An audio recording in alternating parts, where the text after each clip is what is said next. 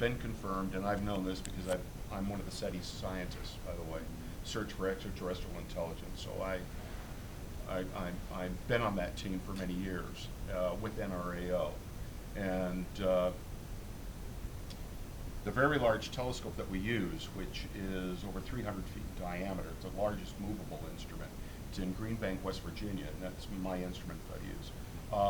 90% of it has been commissioned by NSF to receive specific signals because we're getting coherent signals again.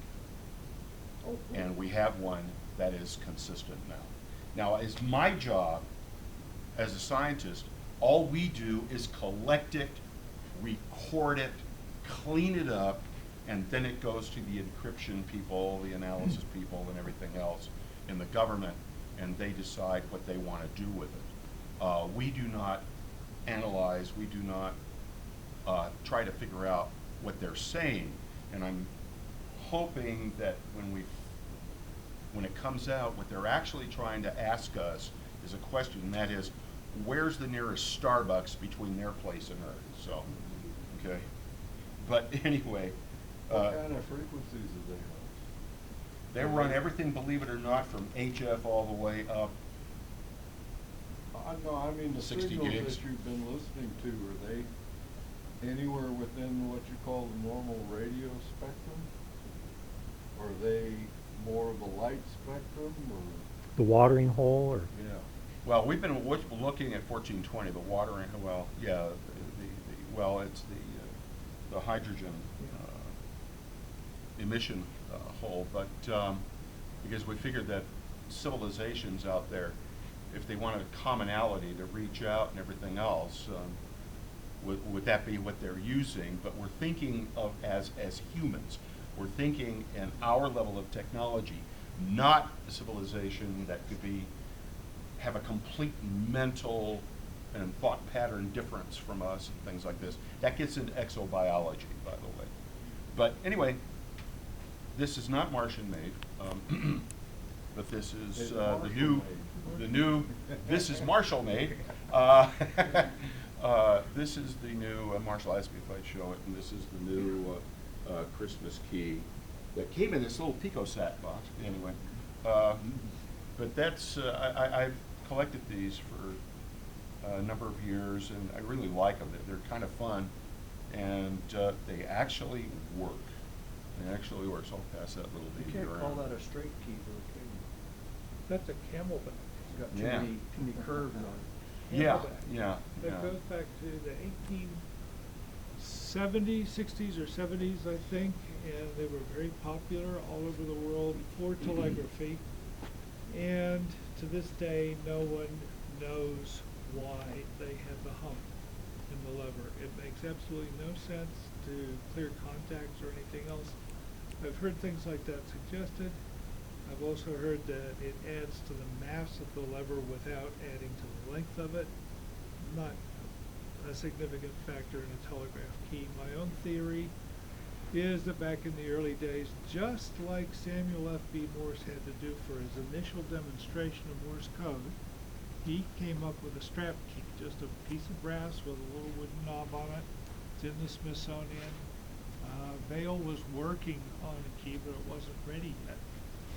And I think somebody just picked up a piece of metal in an ironmonger's shop or something that looked to be about the right size and it had a hump in it.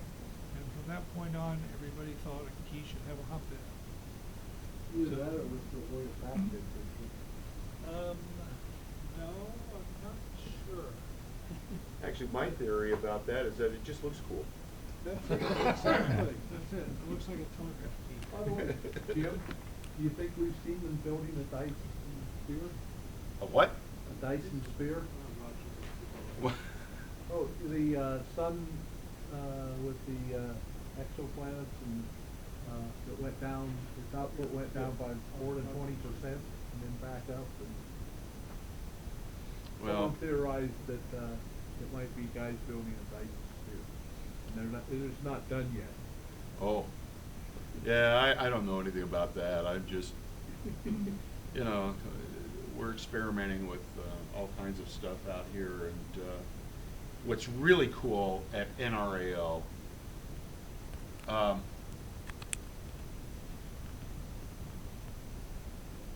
ever since, I mean, even in the Apollo, because I know this, having been one of the astronomers working for them,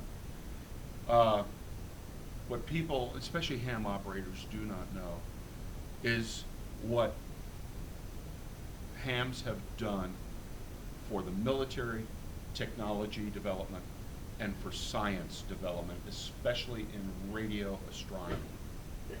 It's come from the ranks of ham operators and the skills of the ham operators.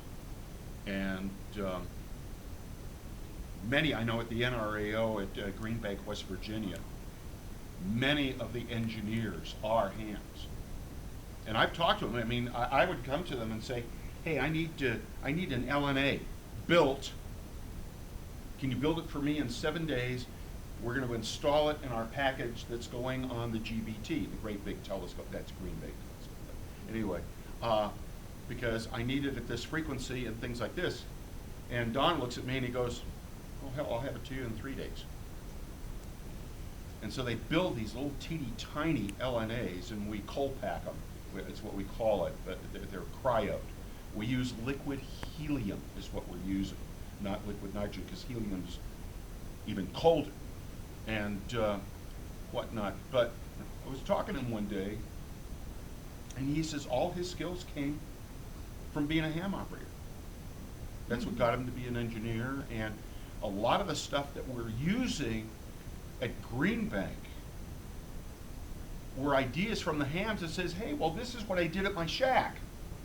And by golly, it's actually working. And the engineers coming out of MIT and other, you know, like Caltech, and because I work for them, also out of JPL. And, oh my God, what we're doing is simpler and it's working better sometimes than what these engineers who are not hams are coming up with. And our space program, all our communications and everything else, ham operators develop this stuff. And it's very phenomenal. I mean, I worked with the astronauts. Alan Bean is a friend of mine. And whatnot. And they all said, they were told that if it wasn't for the amateur radio operators that came into NASA to develop and to build things, our communication systems and all that, they'd have had a problem. And so, just wanted you to know that you know, we have a very proud heritage as being hams. We really do. EEs are not taught RF anymore. What's that? EEs are not taught RF anymore. So there is no discipline at that level that includes any significant RF. Yeah. Well, are you still into